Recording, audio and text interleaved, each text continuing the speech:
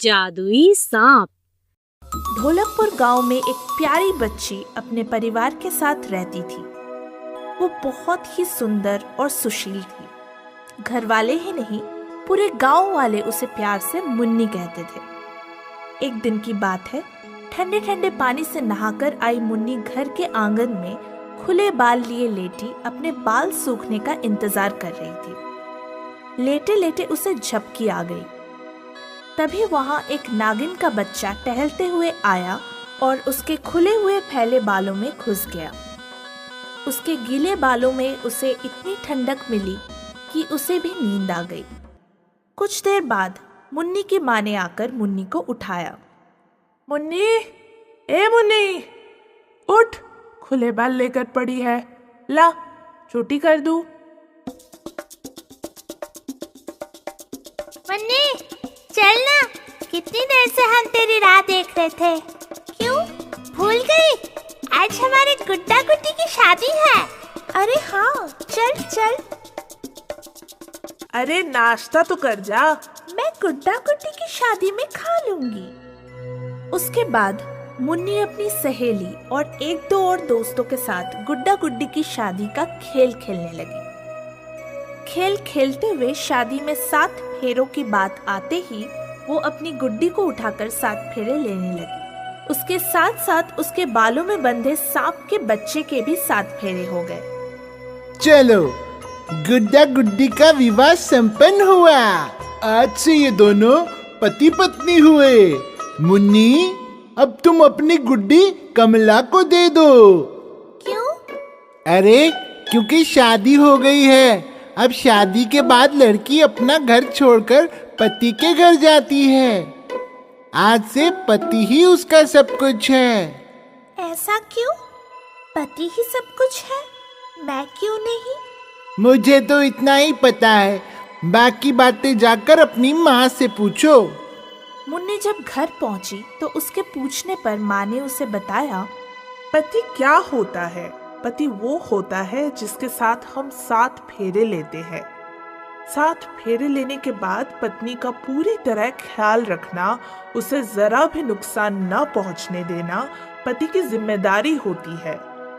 मुन्नी के बालों में बंधे नाग के बच्चे ने ये बात सुनी। नाग के बच्चे ने भी अपनी नागिन माँ से जाकर यही बात पूछी, तो नागिन माँ ने भी वही बताया जो मुन्नी की माँ ने बताया था। तब नाग के बच्चे के दिमाग में ये बात बैठ गई। मैंने भी मुन्नी के साथ 7 फेरे लिए थे, तब तो मुन्नी मेरी पत्नी हो गई। आज से उसका ख्याल रखना, उसे जरा भी नुकसान ना होने देना मेरा फर्ज है।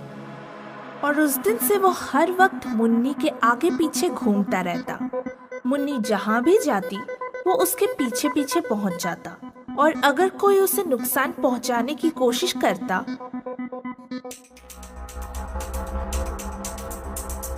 क्या मुन्नी, दिखा, मेरे बाग के आम बीन कर भाग रही है। नहीं, ये मेरे बाग के आम है। झूठ बोल रही है। नहीं, ये सच कह रही है। ये इसी के बाग के आम है। चुप रह, तुझे जाना है तो जा। मुन्नी को तो तभी जाने दूंगा जब ये मुझे आधे आम देकर जाएगी। नहीं, मैं नहीं दूंगी। अरे दे, कैसे नहीं देगी?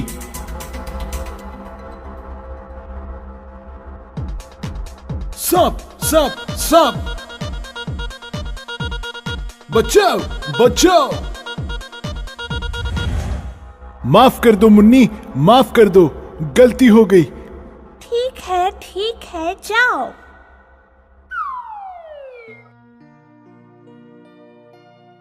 अरे देखा तूने, इस सांप ने कैसे तेरी रक्षा की? तेरा दोस्त है क्या? मेरा दोस्त कैसे हो सकता है? बाय चांस ही आ गया होगा। उस दिन तो मुन्नी को लगा कि ये बाय चांस ही आ गया होगा, मगर उस दिन के बाद कुछ कई जगह उसे वो नाग बच्चा दिखाई दिया तो उसकी समझ में आ गया कि ये तो उसका दोस्त है। हर जगह उसके पीछे पीछे पहुंच जाता है। ये बात उसने कमला को भी बताई। कमला ने उसे कहा, किसी और को ना बताए, वरना कोई भी इस बात का फायदा उठाकर उसे पकड़ सकता है। पर उन दोनों बच्चियों की समझ में ये नहीं आया था कि आखिर ये मुन्नी के आगे पीछे क्यों घूमता रहता है। नाग बच्चा जब जब उनके ये सवाल सुनता, फुफकार कर कहना चाहता कि वो उसके आगे पीछे क्यों घूमता है, क्योंकि वो उसका पति है। मगर ना मुन्नी की समझ में कुछ आता, ना नाग बच्चा उन्हें समझा पाता। खैर, ये बात उनके बचपने में तो छिपी रह गई, मगर मुसीबत तब हुई जब मुन्नी ने जवानी में कदम रखा और एक दिन उसकी शादी के लिए कुछ लोग उसे देखने आए। वाह, लड़की तो बहुत सुंदर है, हमें ये रिश्ता मंजूर है। शर्मा क्यों रही हो? अब तो हमेशा के लिए तुम्हें मेरे घर आ जाना है। अब ये बात चारों तरफ फैल जाती है कि मुन्नी के पीछे कोई नाग लगा है। बचपन में उससे आम छीनने वाला टपोरी लड़का, उसकी सहेली कमला और फिर शादी के दिन देखने आए लड़के का परिवार, खुद मुन्नी का परिवार भी इस बात का साक्षी हो जाता है कि नाग ने उनमें से किसी को भी कुछ नहीं किया, सिर्फ लड़के की फैमिली के पीछे भागा और उन्हें गांव की सरहद के बाहर तक खदेड़ के आया। अगर ऐसा ही रहा तो मुन्नी की कभी शादी नहीं होगी। उसके बाद भी जब कई बार उन्हें मुन्नी के पीछे नाग के होने का एहसास हुआ, तो मुन्नी के माँ बाप ने नाग से छुटकारा पाने के लिए एक सपेरे को बुलाया।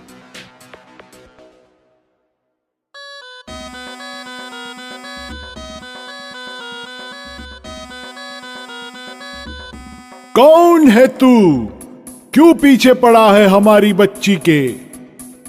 घबराओ मत, ये कुछ कहना चाहता है। बोलो, क्यों पीछे पड़ा है हमारी बच्ची के? पति? तू किसका पति है? कैसे? ये शादी नहीं, बच्चों का खेल था। तू जबरदस्ती 7 फेरे ले लेगा तो ये शादी नहीं कहलाएगी। चुपचाप चला जा यहां से। तू ऐसे नहीं छोड़ेगा हमारी बच्ची को।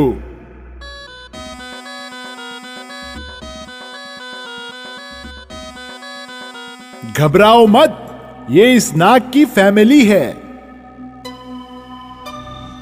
समझाओ अपने बच्चे को, वरना उसे पकड़कर टोकरी में डालकर उसका वो हश्र करूंगा कि इंसानों की परछाई से भी दूर भागेगा।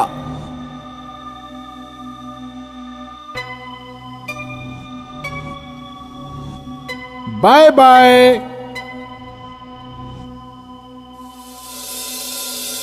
अब आप अपनी मुन्नी की शादी कहीं भी करवा सकते हैं। अब ये नाग इसके पीछे कभी नहीं आएगा। और इस तरह जरा सी गलती से अपने आप को एक लड़की का पति मान बैठा नाग उसका पीछा छोड़कर चला जाता है। मुन्नी की शादी हो जाती है, वो भी सुखी जीवन जीने लगती है। वो आज भी अपने बच्चों को यही कहानी सुनाती है कि इंसान को हर पल हर जगह चौकन्ना रहना चाहिए। पता नहीं जाने अनजाने कब क्या गलती हो जाए जो आगे चलकर हमारे लिए मुसीबत बन जाए। एक गांव में एक ब्राह्मण रहता था। वह आसपास के गांव में भिक्षा मांगकर अपना और अपने परिवार का पेट पाला करता था। एक बार ब्राह्मण को लगने लगा कि उसे बहुत कम भिक्षा मिलती है, जिससे उसके परिवार का गुजारा चलना बहुत मुश्किल हो रहा है। इसीलिए उसने सोचा, मुझे राजा से मदद लेनी चाहिए। ब्राह्मण राज दरबार जाने के लिए घर से निकल पड़ा। जब वो जंगल में से गुजर रहा था तो उसे एक पेड़ के पास एक सांप दिखाई दिया। सांप ब्राह्मण को प्रणाम करके बोला, हे ब्राह्मण महाराज, आज सुबह सुबह कहाँ जाने के लिए निकल पड़े? ब्राह्मण ने अपनी समस्या सांप को बताई। मैं राजा से सहायता लेने के लिए जा रहा हूँ। मुझे पता है आप क्या समस्या लेकर जा रहे हो। तुम्हारे घर में इस समय बहुत गरीबी छाई हुई है। इसलिए राजा से मदद लेने जा रहे हो। सांप, आप तो सब जानते हो। हाँ ब्राह्मण, मैं जादुई सांप हूँ और भविष्यवाणी कर सकता हूँ कि आगे क्या होने वाला है। कैसी भविष्यवाणी? हे ब्राह्मण महाराज, मैं तुम्हें एक भविष्यवाणी सुनाता हूँ। तुम वो राजा को बता सकते हो, लेकिन मेरी ये शर्त है कि राजा से मिलने वाले धन में से आधा तुम मुझे दोगे।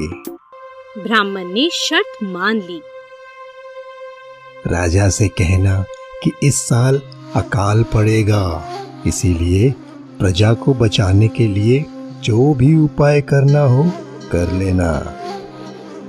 ब्राह्मण ने सांप को धन्यवाद दिया और राज दरबार के लिए रवाना हो गया। अगले ही दिन ब्राह्मण राजमहल पहुंच गया। राजा से कहो एक ब्राह्मण आया है जो भविष्यवाणी करता है। राजा ने ब्राह्मण को राज दरबार में बुलाकर पूछा, बताओ, तुम भविष्य के बारे में क्या जानते हो? ब्राह्मण ने सांप द्वारा की गई भविष्यवाणी राजा को सुना दी। राजा ने भविष्यवाणी सुनी और कुछ धन देकर ब्राह्मण को विदा कर दिया। वापस लौटते हुए ब्राह्मण ने सोचा, यदि सांप को आधा धन दिया तो मेरा धन जल्दी समाप्त हो जाएगा। इसीलिए ब्राह्मण रास्ता बदलकर अपने गांव चला गया। भविष्यवाणी के अनुसार बहुत बड़ा अकाल पड़ा, लेकिन राजा ने पहले से ही जानकारी होने के कारण बहुत से इंतजाम कर दिए थे, इसीलिए प्रजा को कोई समस्या नहीं हुई। 1 साल बीत गया। ब्राह्मण का धन धीरे धीरे खत्म हो गया और ब्राह्मण पुनः राजा से मदद लेने के लिए चल दिया। रास्ते में उसे फिर वही सांप मिला। अभिनंदन करने के बाद सांप ने फिर से ब्राह्मण से कहा, आधा धन देने की शर्त पर मैं तुम्हें एक भविष्यवाणी सुनाऊंगा। तुम मेरी भविष्यवाणी राजा को बता सकते हो। राजा से कहना, इस साल भयंकर युद्ध होगा, जो भी तैयारी करनी है कर लो। आधा धन देने का वादा कर सांप से विदा लेकर ब्राह्मण राज दरबार पहुंचा। राजा ने बहुत सम्मान के साथ ब्राह्मण का स्वागत किया और एक और भविष्यवाणी करने के लिए कहा, महाराज, इस साल एक बहुत भयंकर युद्ध होगा। आपको जो भी तैयारी करनी है अभी से कर लो। इस बार राजा ने ब्राह्मण को पहले से भी अधिक धन देकर विदा किया। अब रास्ते में फिर ब्राह्मण ने सोचा, यदि सांप मिला तो आधा धन मांगेगा। इतने सारे धन का आधा मैं उसे क्यों दूं? क्यों ना सांप को लाठी से मार दिया जाए। हाथ में लाठी लिए ब्राह्मण जब सांप के पास पहुंचा तो सांप खतरा भांपकर बिल में जाने लगा। ब्राह्मण ने सांप पर पीछे से लाठी से वार किया, जिससे सांप की पूंछ कट गई, लेकिन सांप जीवित बच गया। सांप की भविष्यवाणी के अनुसार इस साल राजा का पड़ोसी राज्य से भयंकर युद्ध हुआ, लेकिन पहले से ही बहुत अच्छी तैयारी होने के कारण राजा युद्ध जीत गए। 1.5-2 साल में ब्राह्मण का धन धीरे धीरे फिर से खत्म हो गया और उसके सामने फिर धन का संकट खड़ा हो गया। उसने एक बार फिर राजा से मदद लेने की सोची। एक दिन सुबह सुबह राज दरबार जाने के लिए नगर की ओर प्रस्थान किया। जंगल में पहुंचा तो ब्राह्मण सांप के आगे से नजर झुकाकर निकलने लगा। हे ब्राह्मण महाराज, इस बार मिलकर नहीं जाओगे? ब्राह्मण कुछ ना बोल सका और नजरें नीची करके खड़ा रहा। राजा से कहना कि इस बार राज्य में धर्म की स्थापना होगी, सब अच्छे काम होंगे, राजा और प्रजा सब सुख से होंगे। ध्यान रखना, जो भी धन मिले उसका आधा मुझे देकर जाना। ब्राह्मण ने आधा धन देने का वचन दिया और राज दरबार की ओर रवाना हो गया। राज दरबार में पहुंचने पर ब्राह्मण का विशेष स्वागत किया गया। राजा ने पिछली 2 भविष्यवाणियों के लिए ब्राह्मण को बहुत बहुत धन्यवाद किया और आने वाले समय के बारे में भी पूछा। महाराज, इस बार राज्य में धर्म की स्थापना होगी।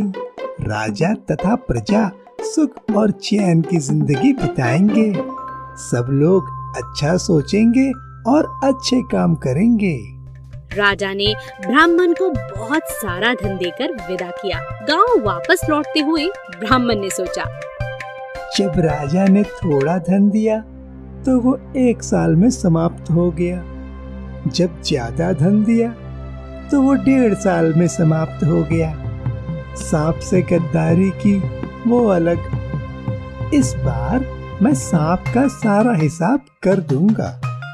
सांप के पास पहुंचकर ब्राह्मण ने सारा धन वहां रख दिया और सांप से 3 बार का धन लेने के लिए कहा। ब्राह्मण महाराज, जब अकाल पड़ा तो तुम रास्ता बदल कर निकल गए। जब युद्ध हुआ तो तुमने मेरी पूंछ काट दी, जिससे मेरा बहुत मजाक उड़ाया गया। अब राज्य में धर्म की स्थापना हो गई है। मैंने भविष्यवाणी की थी कि लोग अच्छे काम करेंगे। तुम भी धर्म के रास्ते पर आ गए हो। हम जंगली जानवरों को धन की क्या जरूरत। इस सारे धन को तुम ले जाओ, खुशी से जीवन बिताओ और किसी के साथ कभी भी धोखा मत करो। सांप को धन्यवाद देकर ब्राह्मण अपने गांव आ गया और उसने निर्णय लिया कि कभी भी अब किसी को धोखा नहीं देगा। लालच इंसान को भटका देता है, तो कभी लालच या धोखाधड़ी ना करें। एक समय की बात है। एक बरगद के पेड़ पर कौवा दंपति प्रेम पूर्वक रहते थे। उसी पेड़ के कोटर में एक नाग रहता था। कौवी जब अंडा देती तो नाग उन्हें चट कर जाता।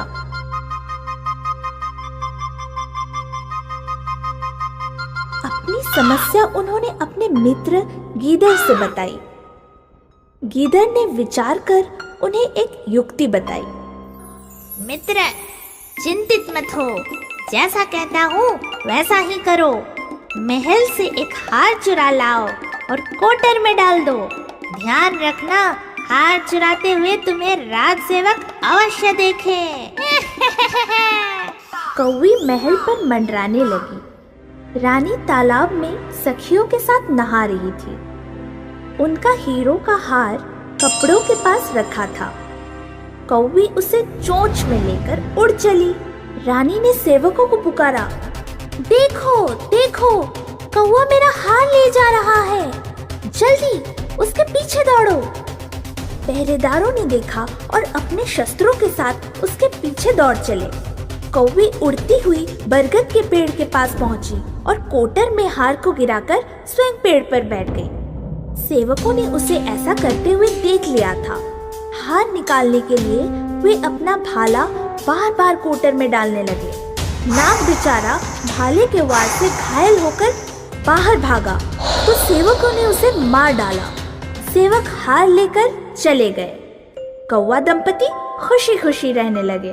तो इस कहानी से हमें क्या शिक्षा मिली? युक्ति बिगड़ी बात भी बना देती है। समझे बच्चों? हाँ दीदी, युक्ति माने आइडिया।